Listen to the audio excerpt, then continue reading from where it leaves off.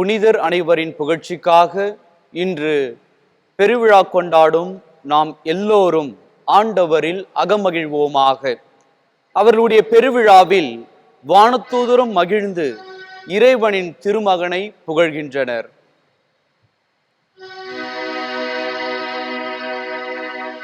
தந்தை மகன் தூய ஆவியாரின் பெயராலே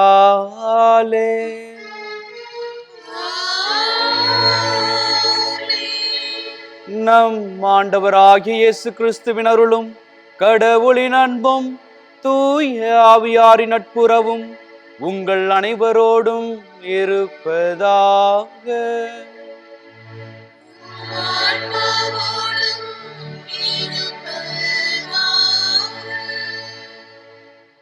அன்புமிக்க சகோதர சகோதரிகளே, நாம் அனைவரும் இன்றைய நாளிலே அனைத்து புனிதர்களின் விழாவை ஏறெடுக்கின்றோம். கடவுளுடைய உருவத்தாலும் சாயத்தாலும் படைக்கப்பட்ட ஒவ்வொருவரும் புனிதர்களே, புனிதைகளே.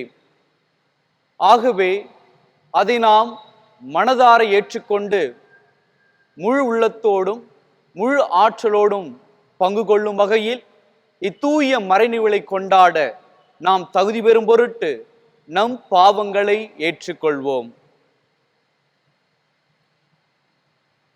எல்லாம் வல்ல இறைவனிடமும் சகோதர சகோதரிகளே உங்களிடமும் நான் பாவி என ஏற்றுக்கொள்கின்றேன்.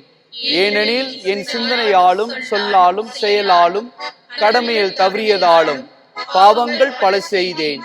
ஏன் பாவமே, ஏன் பாவமே, ஏன் பெரும் பாவமே. ஆகையால் எப்போதும் கன்னியான புனித மரியாவையும் வானதூதர் புனிதர் அனைவரையும் சகோதர சகோதரிகளே உங்களையும் நம் இறைவனாகிய ஆண்டவரிடம் எனக்காக வேண்டிக் கொள்ள மன்றாடுகின்றேன். எல்லாம் வல்ல இறைவன் நம் மீது இரக்கம் வைத்து நம் பாவங்களை மன்னித்து நம்மை நிலை வாழ்வுக்கு அழைத்து செல்வாராக. ஆமென்.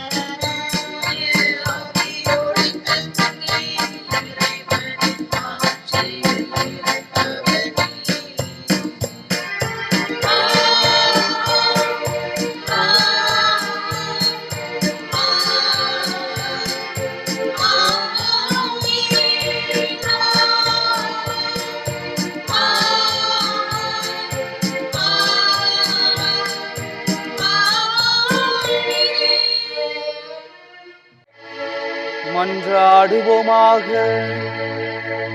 என்றென்றும் உள்ள எல்லாம் வல்ல இறைவா, பேருபயன்கள் நிறைந்த உம் புனிதர் அனைவரையும் நாங்கள் ஒரே விழாவில் வணக்கமுடன் கொண்டாட செய்தீரே.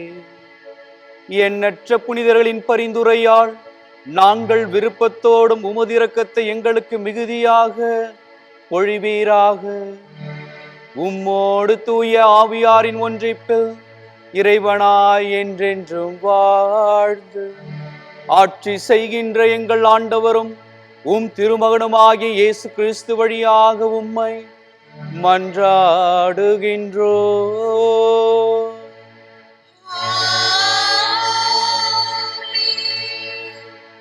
முதல் வாசகம். பெருந்திரளான மக்களை கண்டேன். அவர்கள் எல்லா நாட்டையும் குலத்தையும் மக்களினத்தையும் மொழியையும் சார்ந்தவர்கள். திருத்தூதர் யோவான் எழுதிய திருவெளிப்பாட்டிலிருந்து வாசகம்.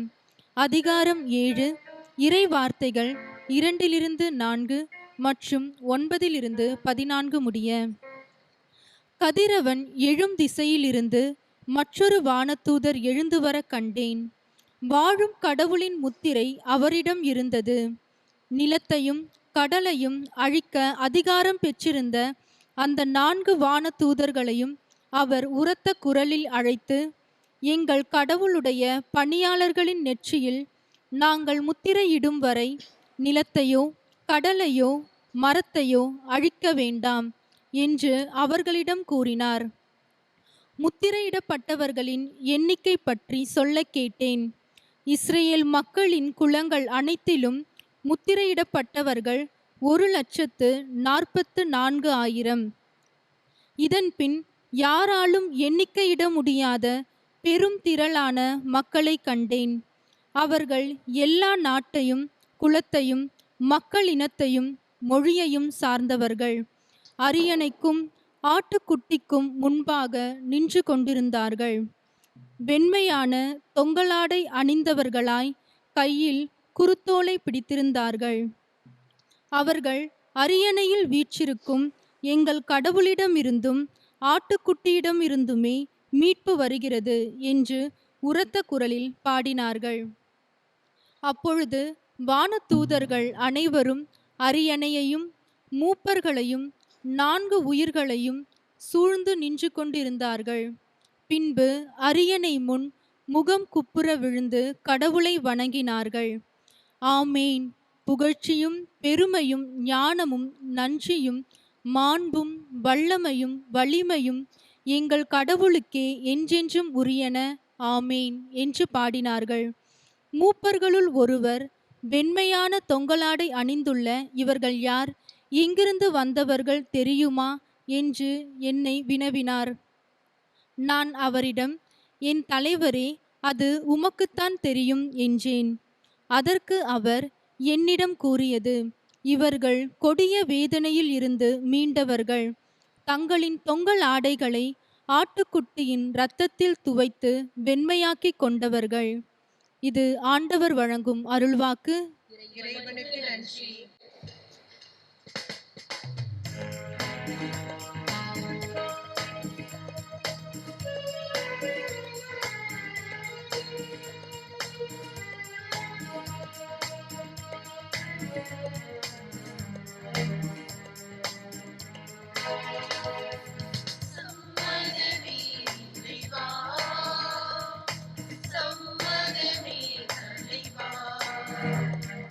மாலை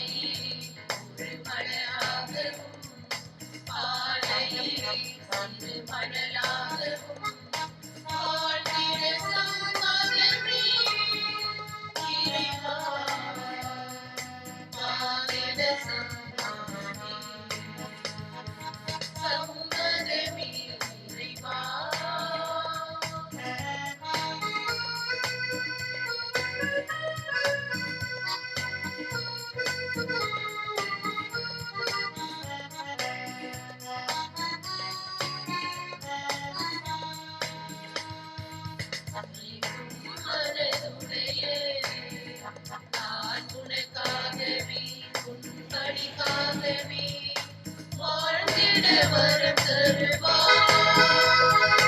தயங்கும் மனதுடையே நான் உனக்காகவே உன் பணிக்காகவே வாழ்ந்திட வரம் தருவார்.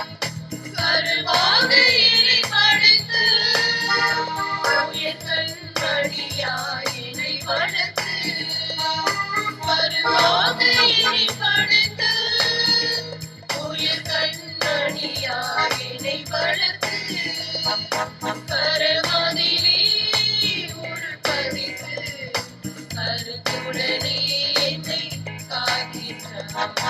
சம்மதமே இறைவா, சம்மதமே தலைவா. மாலையிலே ஒரு மலராகவும் பாலையிலே சிறு மணலாகவும் வாழ்ந்திட சம்மதமே இறைவா, மாறிட சம்மதமே, சம்மதமே இறைவா. இரண்டாம் வாசகம். கடவுள் இருப்பது போல் அவரை காண்போம். திருத்தூதர் யோவான் எழுதிய முதல் திருமுகத்திலிருந்து வாசகம். அதிகாரம் 3, இறை வசனங்கள் 1-3 முடிய. சகோதரர் சகோதரிகளே, நம் தந்தை நம்மிடம் எத்துணை அன்பு கொண்டுள்ளார் என்று பாருங்கள். நாம் கடவுளின் மக்கள் என அழைக்கப்பட்டிருக்கிறோம். கடவுளின் மக்களாகவே இருக்கிறோம்.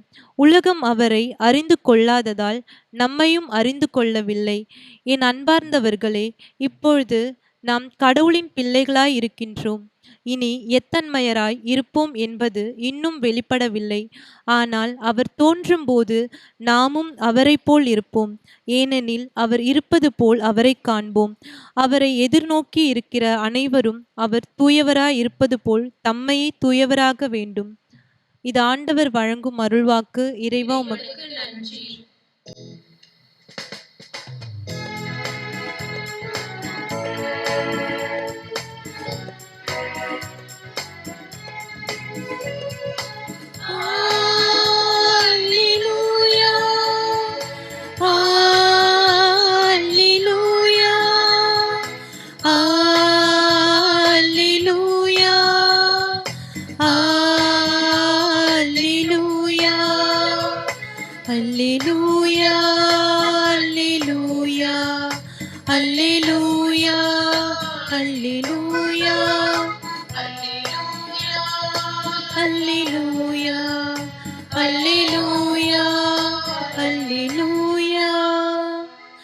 பெருஞ்சுமை சுமந்து சோர்ந்திருப்பவர்களே, எல்லோரும் என்னிடம் வாருங்கள், நான் உங்களுக்கு இளைப்பாறுதல் தருவேன் என்கிறார் ஆண்டவர்.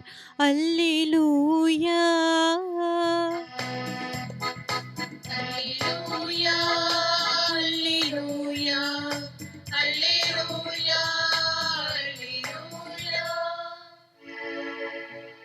ஆண்டவர் உங்களோடு இருப்பாராக.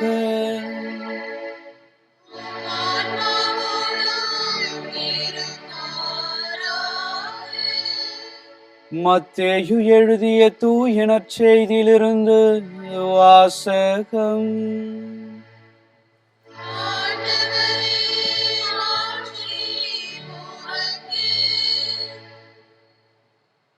அக்காலத்தில் இயேசு மக்கள் கூட்டத்தை கண்டு மலை மீது ஏறி அமர அவருடைய சீடர் அவர் அருகே வந்தனர்.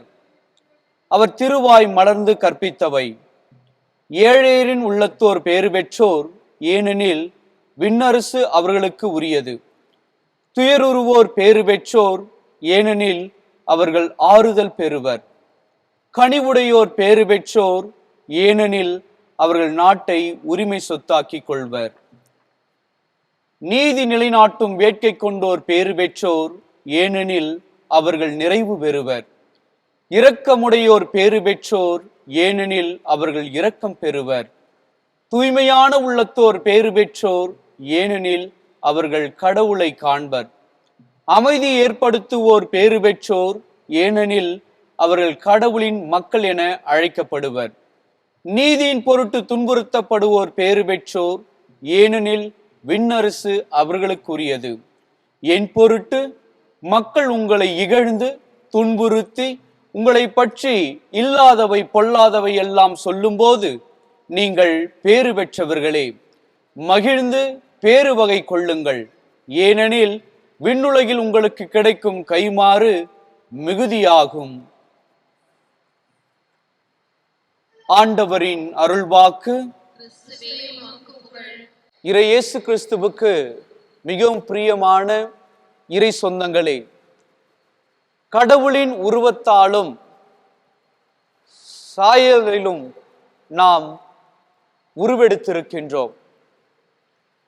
இன்று அவர் முன்பாக அமர்ந்திருக்கும் புனிதர்களே, புனிதைகளே, உங்கள் அனைவருக்கும் இயேசுவின் நாமத்தினால் அனைத்து புனிதர்களின் விழா வாழ்த்துக்களை தெரிவித்துக் கொள்கின்றேன். ஒவ்வொரு வருடமும் நமது தாயாம் திரு அவை அனைத்து புனிதர்களின் விழாவை சிறப்பிக்கின்றது. இவர்களைப் போல நாமும் ஒரு தாயின் வயிற்றில் பிறந்தவர்களாவோம். இன்று நாம் எப்படிப்பட்ட நிலையில் வாழ்ந்தாலும் நாமும் புனிதராக முடியும் என்பதை நிரூபிப்பதற்காகத்தான் ஒவ்வொரு ஆண்டும் இம்மாபெரும் பெருவிழாவை கொண்டாடுகிறோம். எப்படி, யாரால், எப்பொழுது புனிதரின் விழா அறிமுகப்படுத்தப்பட்டது? அன்பிற்கினியவர்களே, அனைவருக்கும் கிறிஸ்து என்னும் மீட்பர் இருக்கிறார் என்பதை நம்முடைய முன்னோர்கள் பறைசாற்றினார்கள். அதன் நிமித்தம் அவர்கள் அனுபவித்தது வேதகலாபனை. அந்த சமயத்தின் போது நம்முடைய முன்னோர்கள் விசுவாசமா அல்லது அவர்களுடைய உயிரா என்று அவர்கள் பார்த்து கொண்டிருந்தார்கள். அவர்கள் விசுவாசத்தையே இறுதியாக தேர்வு செய்தார்கள். அதன் பொருட்டு அவர்கள் கொடூரமாக கொலை செய்யப்பட்டு மறைசாட்சியானார்கள். மறைசாட்சிகளுக்கு அஞ்சலி செலுத்தப்பட்டு இறைவனுக்காக வாழ்ந்து விண்ணகம் சேர்ந்துள்ளார்கள் என்ற நம்பிக்கையோடு இறைவனிடம் பரிந்து பேசுமாறு ஜெபித்தார்கள். இவ்விசுவாச வளர்ச்சியினை முன்னிட்டு தான் திருத்தந்தை 4ஆம் கிரகோரியஸ் கிபி 837 அறிமுகப்படுத்தினார் அனைத்து புனிதர்களின் விழாவை. அன்பிற்கினியவர்களே, புனிதர்கள் என்பவர்கள் யார்? மண்ணில் மனிதனாக பிறந்து இறைவனை தங்களின் வாழ்வாலும் வார்த்தையாலும் பிரதிபலிக்கின்ற யாவருமே புனிதர்கள் ஆவார்கள். எதற்காக புனிதர்களை நினைவு கூற வேண்டும்? அன்பிற்கினியவர்களே, உங்களுக்கு கடவுளின் வார்த்தையை எடுத்து சொன்ன உங்கள் தலைவர்களை நினைவு கூறுங்கள்.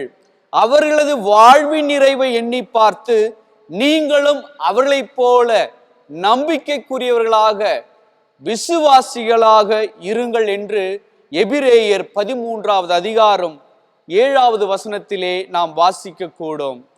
மேலுமாக, எதற்கு இவ்விழாவை தனி நாளில் ஒதுக்கி கொண்டாடப்பட வேண்டும்? நாளுக்கு நாள் மறைசாட்சிகள் பெருகி வந்தது மட்டுமல்லாமல் ஒரே நாளில் நிறைய பேர் மொத்தமாக மறைசாட்சிகளாக ஆன நிகழ்வுகளும் நம்முடைய திரு அவை வரலாற்றில் பதிவிடப்பட்டிருக்கின்றது. எனவே திரு அவை 365 நாட்களை கொண்டு புனிதர்களை கணக்கிட முடியாது என்பதை நன்கு அறிந்து அதிகாரப்பூர்வமாக ஏற்று அங்கீகரித்தது.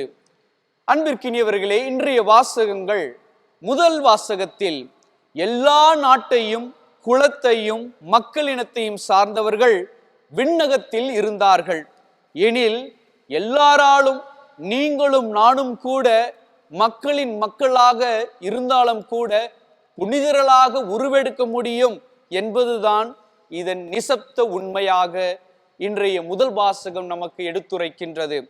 இன்றைய 2ஆம் வாசகத்தை பார்த்தோம் என்றால், எப்படி என்னுடைய கடவுள் தூயவராய் இருக்கிறாரோ அதே போல்தான் என்னாலும் தூயவராக இருக்க முடியும் என்பதை வெளிப்படுத்துகின்றது. இன்றைய நற்செய்தி வாசகம் மழைப்பொழிவின் ஞானத்தை வெளிப்படுத்துகின்றது. 8 விதமான பேறுகள். முதலாவதாக ஏழின் உள்ளத்தோர். இதற்கு எடுத்துக்காட்டாக யாரை சொல்ல வேண்டும் என்றால் மரிய கொரத்தி. துயருருவோர் பேறு பெற்றோர். இதற்கு எடுத்துக்காட்டான புனிதர் யார் என்றால் புனித திம்ஃபா என்று அழைப்பார்கள். கனிவுடையோர் பேறு பெற்றோர் என்றால் பிரான்சிஸ் தி சேல்ஸ் என நாம் குறிப்பிடலாம். நீதியை நிலைநாட்ட வேட்கை கொண்டோர் பேறு பெற்றோர் என்றால் நம்முடைய திருமுழுக்கு யோவானை அடிக்கோடிட்டு காண்பிக்கலாம். இரக்கமுடையோர் பேறு பெற்றோர் என்றால் புனிதை ஃபாஸ்டினா அவர்களை நாம் எடுத்துக்காட்டாக வைத்துக் கொள்ளலாம். தூய்மையான உள்ளத்தோர் பேறு பெற்றோர் என்றால் புனித ஜெம்மா என்று அழைக்கப்படும் புனிதையை நாம் எடுத்துக்காட்டாக நம்முடைய வாழ்வில் கடைபிடிக்கலாம். அமைதியை நிலைநாட்டுவோர் பேறு பெற்றோர் என்றால் செயின்ட் ஜான் தி சைலண்ட், அவரை நாம் எடுத்துக்காட்டாக வைத்துக் கொள்ளலாம். நீதியின் பொருட்டு துன்புறுத்தப்படுவோர் பேறு பெற்றோர் என்றால் புனித செபஸ்தியார் அவர்களை நம்முடைய வாழ்க்கையில் எடுத்துக்காட்டாக வைத்து அவரை பின்பற்றலாம். ஆக இந்த மலைப்பொழிவில் இருக்கின்ற ஒவ்வொரு கருத்துக்களும் ஒவ்வொரு புனிதர்களால் அறுசுவையாக சுவைக்கப்பட்டு அனுபவிக்கப்பட்டு அவர்கள் புனிதர்களாக பிறப்பெடுக்கப்பட்டார்கள், உருவாக்கப்பட்டார்கள். அன்பிற்கினியவர்களே, எத்தனை பேருக்கு புனிதர்களாக ஆக ஆசை இருக்கின்றது? கை தூக்குங்க பார்க்கலாம். எனக்கு புனிதரா ஆகணும்னு ஆசை இருக்குது. உங்களுக்கு இருக்கா? இருக்கு, நான் நம்புறேன். அன்பிற்கினியவர்களே, திரு அவையின் வரலாற்றை புரட்டி பார்த்தோமானால் எப்படிப்பட்ட மனிதர்கள் எல்லாம் புனிதர்களாய் இருக்கின்றார்கள் என்பது நமக்கு தெரிய வரும். படிப்பறிவோடு இருந்தவர்கள் புனித ஆல்பர்ட் சவேரியார், பாரிஸில் பட்டம் வென்றவர்கள், இவர்களும் புனிதர்கள் தான். படிப்பறியற்றவர் புனித ஜான் மரி வியானி. சரியான கழுதைக்கு இவரை ஒப்பிடலாம் என்று சொல்வார்கள், அவரும் புனிதர்தான். பணக்காரர்கள் புனித தாமஸ், ஹெலனா, இவர்களும் புனிதர்களாக உருவெடுக்கப்பட்டார்கள். ஏழை குடும்பத்தில் பிறந்த மரிய கொரத்தியும் புனிதராக பிறப்பெடுக்கப்பட்டார். பாவிகள் புனித அகுஸ்தினார், அவரும் ஒரு புனிதரானார். தூயவர்களிடத்தில் புனித குழந்தை தெரேசம்மாள் ஒரு புனிதரானார். அரசர்கள் குடும்பத்தில் வாழ்ந்த புனித என்றி லூயிஸ், இவர்களும் புனிதர்களானார்கள். அரசு குடும்பத்தை சார்ந்த புனித அசிசியாரும் புனிதராக உருவெடுத்தார். ஆகவே அன்பிற்கினியவர்களே, நீங்களும் நானும் கவலை கொள்ள வேண்டாம். நம்முடைய குடும்பத்தில் நாம் குடும்ப வாழ்வை மேற்கொண்டிருக்கின்றோம் என்று கவலைப்பட வேண்டாம். நம்மால் புனிதராக புனிதையாக உருவெடுக்க முடியுமா என்கின்ற கவலை வேண்டாம். ஏனென்றால் குடும்பத்தில் பார்த்தோம் என்றால் அண்ணனாக இருந்த புனித பெனடிக்ட் அவர்கள் புனிதராக உருவெடுத்தார். தங்கையாக இருந்த ஸ்கொலாஸ்டிகா, அவரும் புனிதராக மாறினார். தாயாக இருந்த புனித மோனிகாவும் புனிதராக உருவெடுத்தார். மகனாக இருந்த புனித அகுஸ்தினாரும் உருவெடுத்தார் புனிதராக. ஆக நாம் குடும்பங்களில் வாழ்ந்து கொண்டிருக்கின்றோம். புனிதராக முடியாது என்கின்ற இலக்கை நாம் ஒருபோதும் கைவிடக்கூடாது. அனைவராலும் புனிதராக முடியும் என்பதை இங்கு ஆணித்தனமாக இன்றைய திருவழிபாடு நமக்கு அழைப்பு விடுக்கின்றது. எந்த நிலையில் இருந்தாலும் சரி, நாம் எப்படிப்பட்ட நிலையில் இருந்தாலும் சரி, நம்மால் புனிதராக மாற முடியும் என்ற நம்பிக்கையை நாம் ஒருபோதும் கைவிடக்கூடாது. இதைத்தான் புனித அகுஸ்தினார் மிக அழகாக குறிப்பிடுகின்றார்.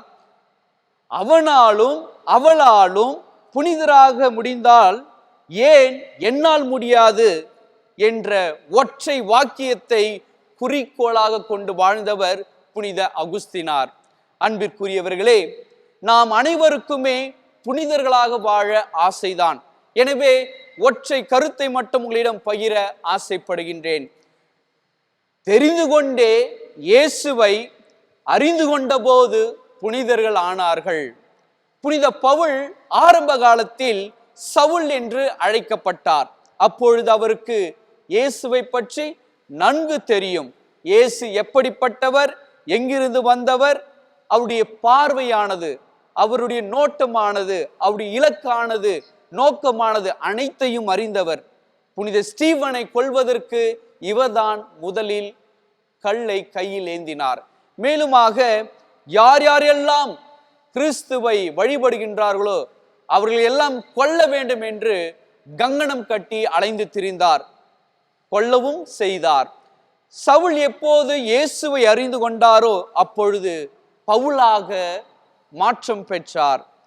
அந்த சமயத்தில்தான் வாழ்ந்தால் கிறிஸ்துவுக்காகவே என்றும் கிறிஸ்துவுக்காகவே இறப்பு எனக்கு ஆதாயமே என சொல்லியவர் இன்று புனிதராக இருக்கின்றார். அன்பிற்கினியவர்களே, புனித அசிசியார் இயேசுவை பற்றி தெரிந்து வைத்திருந்தார். அப்பொழுது அவர் அசிசியாராக தான் இருந்தார். ஆனால் அவர் எப்பொழுது அவரை அறிய முற்பட்டாரோ அப்பொழுதுதான் மக்களால் அவர் இதோ மறு கிறிஸ்து என போற்ற பெற்றார். அன்பிற்கினியவர்களே, இயேசுவை பற்றி நாம் நன்கு தெரிந்து வைத்திருக்கின்றோம், ஆனால் அறிந்திருக்கவில்லை. தெரிந்து வைத்திருக்கின்றோம் என்றால் எங்கு பிறந்தார், எப்படி இருந்தார் என்றுதான். ஆனால் நம்மில் எத்தனை பேர் இயேசுவை அறிந்து வைத்திருக்கின்றோம்?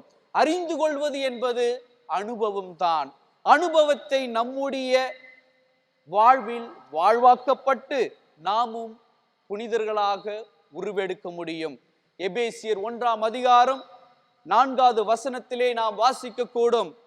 புனிதராகவும் மாசற்றவராகவும் தம் திருமுன் விளங்கும்படி உலகம் தோன்றுவதற்கு முன்பே கடவுள் நம்மை கிறிஸ்து வழியாக தேர்ந்தெடுத்தார் என எபேசியரில் திருமுகத்திலிருந்து நாம் வாசிக்க கூடும். இருப்பினும் அன்பிற்கினியவர்களே, இப்போது நாம் புனித தன்மையை இழந்தாலும் சரி, மாசுபடிந்தாலும் சரி, இதுவே முடிவு அல்ல. புனித ஜான் மரிய வியானி மிக அழகாக சொல்லுகின்றார், புனிதர்கள் சரியாக தொடங்கவில்லை என்றாலும் மிகச் சரியாக முடித்தார்கள் என்று புனித ஜான் மரிய வியானி குறிப்பிட்டு காண்பிக்கின்றார். ஆக நீங்களும் நானும் புனிதர்களாக உருவாக்க முடியும் என்பதை இந்த நாளில் ஒருபோதும் மறந்துவிடக்கூடாது. நாம் புனிதர்களாக உருவெடுக்க ஆயத்தமாவோம். ஆண்டவரிடத்திலே ஒப்பு கொடுப்போம்.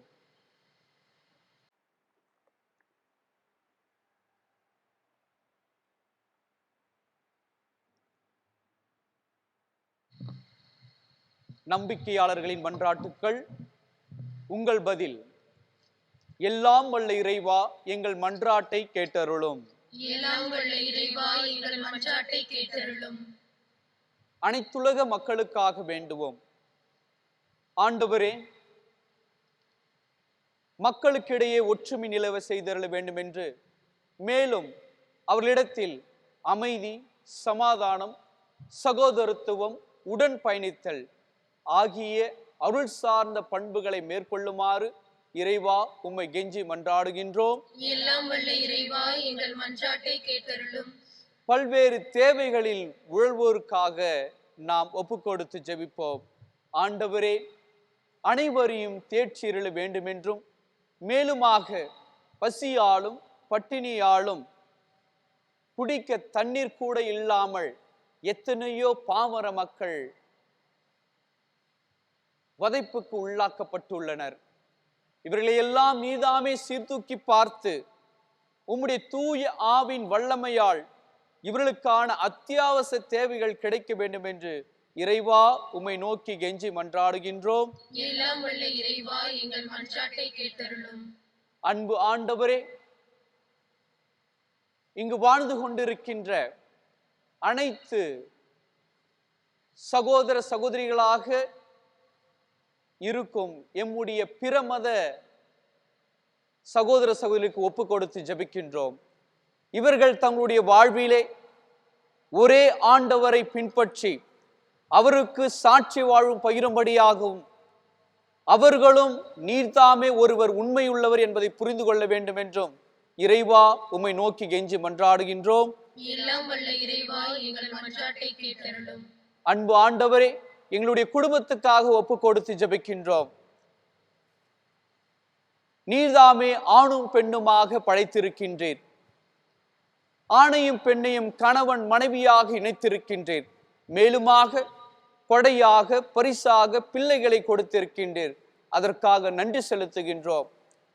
இதோ கணவனும் மனைவியும் ஒருவர் ஒருவரின் நிறை குறைகளை முழுவதுமாக ஏற்றுக்கொண்டு உம்முடைய நெறிமுறைப்படி வளர்ந்து பெற்றெடுத்த பிள்ளைகளை பாதுகாக்கும்படியாக இறைவா உம்மை நோக்கி மன்றாடுகின்றோம். எல்லாம் வல்ல இறைவா எங்கள் மன்றாட்டை கேட்டருளும். ஒரு நிமிடம் நாம் நம்முடைய தனிப்பட்ட கருத்துக்களுக்காக ஒப்பு கொடுத்து ஜெபிப்போம்.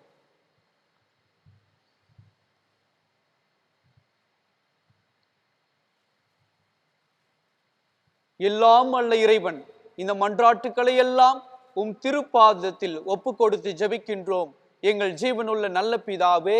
ஆமென்.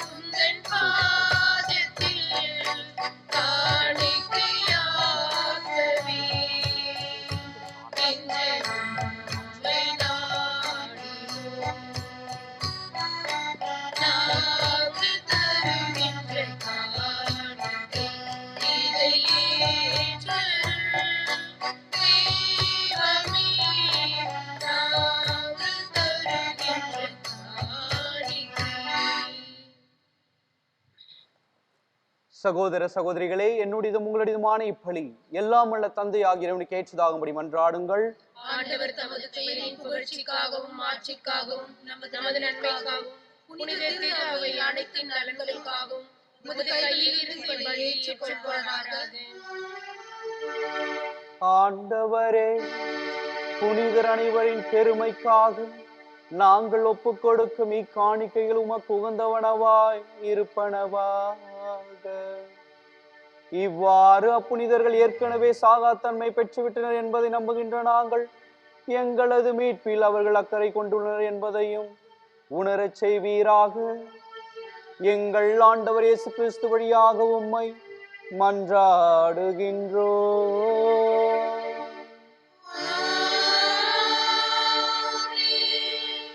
ஆண்டவர் உங்களோடு இருப்பாராக. ஆன்மாவோடும் இருப்பாராக. இதயங்களை மேலே எழுப்புங்கள்.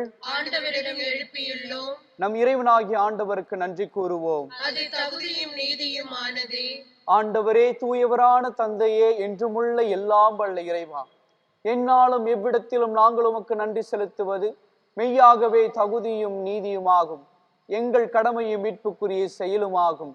ஏனெனில் இன்று உமது அருளால் எங்கள் அன்னையாகிய விண்ணக எருசலேம் நகரின் பெருவிழாவை கொண்டாட எங்களுக்கு அருளினீரே. அங்கேதான் எங்கள் சகோதரர் சகோதரிகளாகிய புனிதர்கள் உம்மை சூழ்ந்து நின்று முடிவின்றி போற்றி புகழ்கின்றார்கள். அந்நகரை நோக்கியே நாங்கள் நம்பிக்கையோடு பயணம் செய்து ஆர்வமுடன் விரைகின்றோம். அங்கேதான் திரு அவையின் உறுப்பினர் உன்னத நிலையடைந்து மாட்சி பெறுகின்றனர் என மகிழ்கின்றோம். ஏனெனில் வலுவற்ற எங்களுக்கு பேருதவிகளையும் முன்மாதிரியையும் அவர்கள் வழியாக அருளுகின்றீர். ஆகவே அப்புனிதர்களோடும் வானத்தூதரின் பெருந்திரளோடும் நாங்கள் ஒன்று சேர்ந்து உம்மை போற்றி புகழ்ந்து பாடுவதாவது: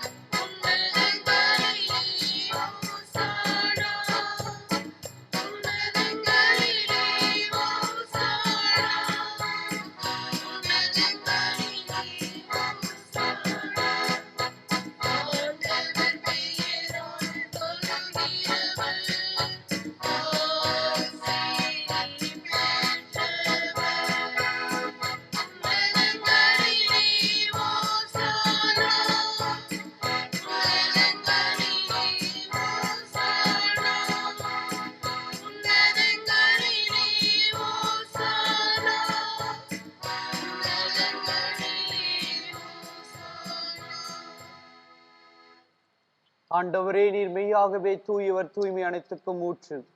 ஆகவே உம்முடைய ஆவியை பொழிந்து காணிக்கைகளை தூய்மைப்படுத்த உம்மை வேண்டுகின்றோம். இவ்வாறு எங்கள் ஆண்டவர் இயேசு கிறிஸ்துவின் உடலும் இரத்தமுமாக எங்களுக்கு இவை மாறுவனவாக. அவர் பாடுபட உளம் கனிந்து தம்மை கையளித்த போது அப்பத்தை எடுத்து நன்றி செலுத்தி அதை பிட்டு தம் சீடர்களுக்கு அளித்து இயேசு கூறியதாவது: அனைவரும் இதிலிருந்து பெற்று உண்ணுங்கள், ஏனெனில் இது உங்களுக்காக கையளிக்கப்படும் என் உடல்.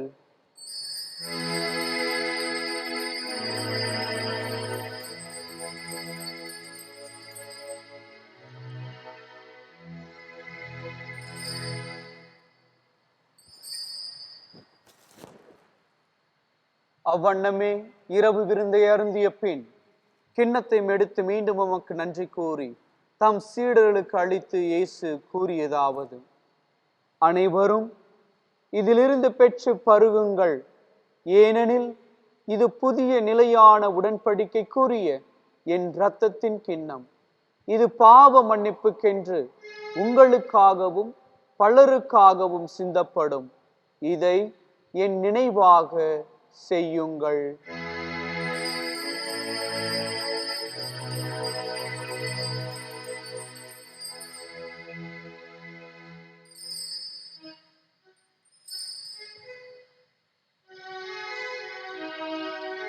நம்பிக்கையின் மறை பொருள்.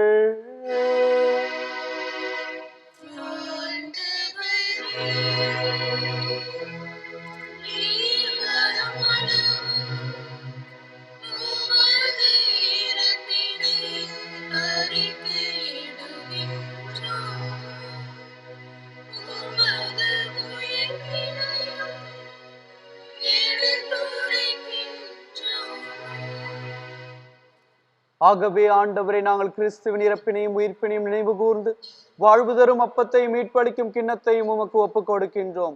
உம் திருமுன் நின்று உமக்கு ஊழியம் புரிய தகுந்தவர்கள் எங்களை ஏற்றுக்கொண்டீர். எனவே உமக்கு நன்றி செலுத்துகின்றோம்.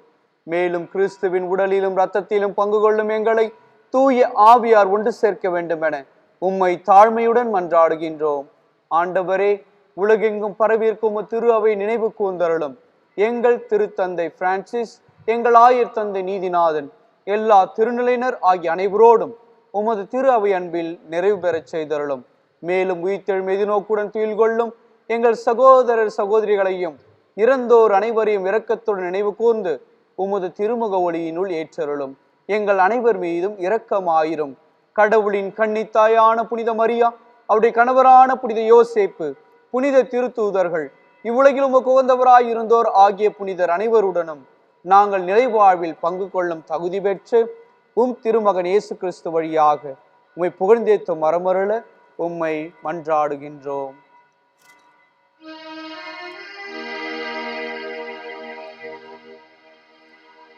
இவர் வழியாக, இவரோடு, இவரில் எல்லாம் வல்ல இறைவனாகிய தந்தையே, தூய ஆவியாரின் ஒன்றிப்பில் எல்லா புகழும் மாட்சியும் என்றென்றும் உமக்கு உரியதே.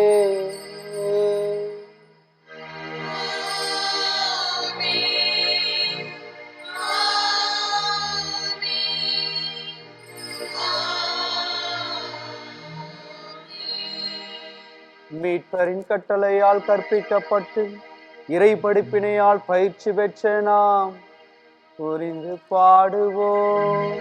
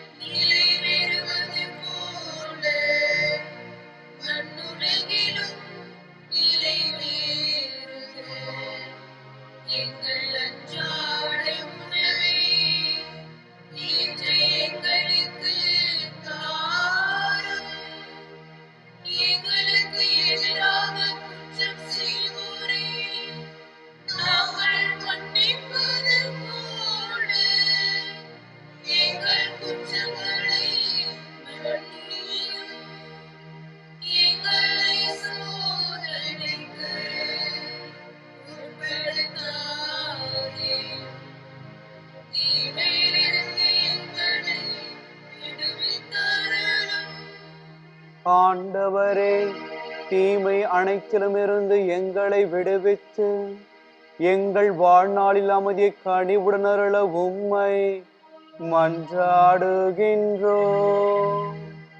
உமது இரக்கத்தின் உதவியால் நாங்கள் பாவத்திலிருந்து எப்போதும் விடுதலை பெற்று யாதொரு கலக்கமுமின்றி நலமாயிருப்போமாக. நாங்கள் எதிர்நோக்கி இருக்கும் பேரின்பத்துக்காகவும் எம் மீட்பராகிய இயேசு கிறிஸ்துவின் வருகைக்காகவும் காத்திருக்கின்றோம்.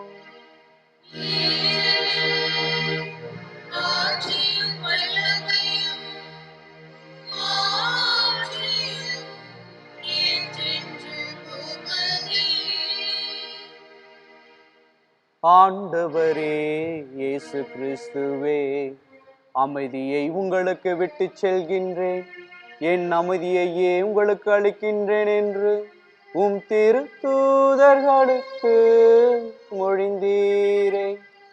எங்கள் பாவங்களை பாராமல் உமது திரு அவையின் நம்பிக்கையை கண்ணோக்கி உமது திருவுளத்துக்கேற்ப அதற்கு அமைதியையும் ஒற்றுமையையும் அளித்தருள்வீராக. என்றென்றும் வாழ்ந்து ஆட்சி செய்கின்றவர் நீரே.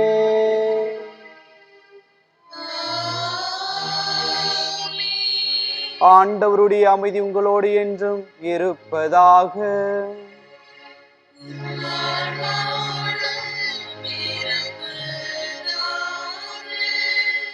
நம் ஆண்டவர் இயேசு கிறிஸ்து அமைதியை ஒருவர் ஒருவரிடத்தில் பகிர்ந்து கொள்வோம். சமாதானம்.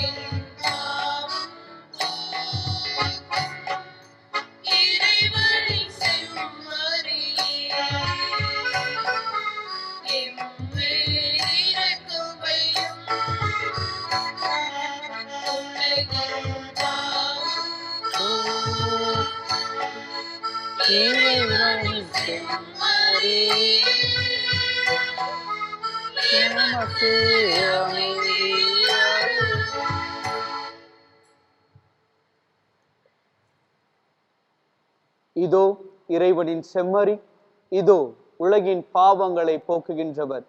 செம்மறின் விருந்துக்கு அழைக்க பெற்றோர் பேறு பெற்றோர். ஆண்டவரே, நீர் என் இல்லத்தில் எழுந்தருள நான் தகுதியற்றவன், ஆனால் ஒரு வார்த்தை மட்டும் சொல்லி அருளும், எனது ஆன்மா நலமடையும்.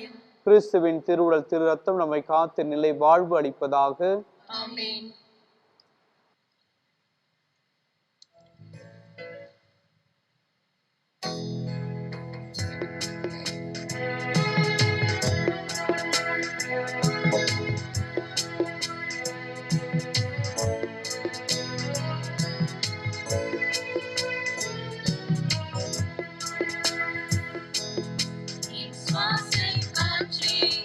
என் வாழ்வினூற்றி இறைவா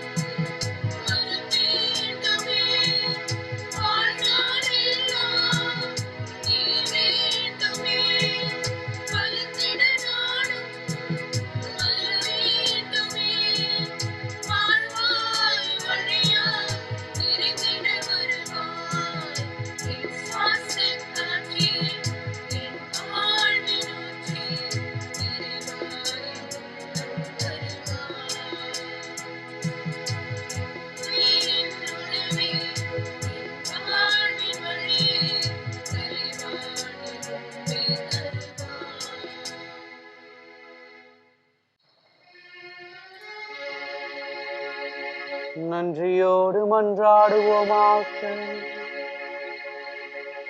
ஆண்டவரே, திருவிருந்தில் பங்கு கொண்ட நாங்கள் தூய ஆவியாரோடு ஒன்றித்து உம்மை தாழ்மையுடன் வேண்டுகின்றோம். எனவே நாங்கள் உம்முடைய திருப்பாதத்தில் ஒப்பு கொடுத்து உமக்கு சாட்சியம் பகிர்ந்தவர்களாய் என்றும் வாழ்ந்திட அருள் புரிவீராக. எங்கள் ஆண்டவர் இயேசு கிறிஸ்து வழியாக உம்மை மன்றாடுகின்றோம்.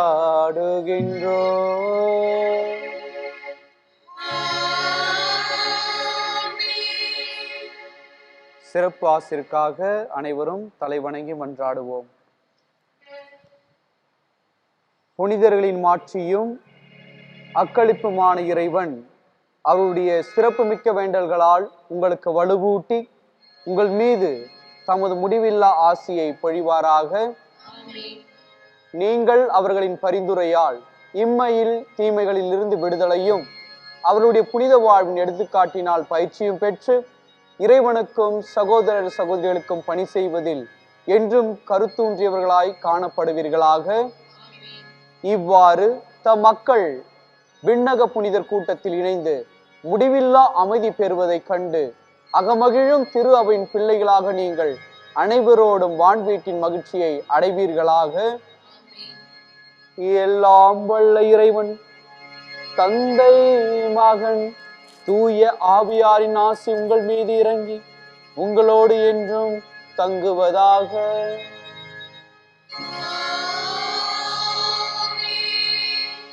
சென்று வாருங்கள், திருப்பலி நிறைவேறிற்று.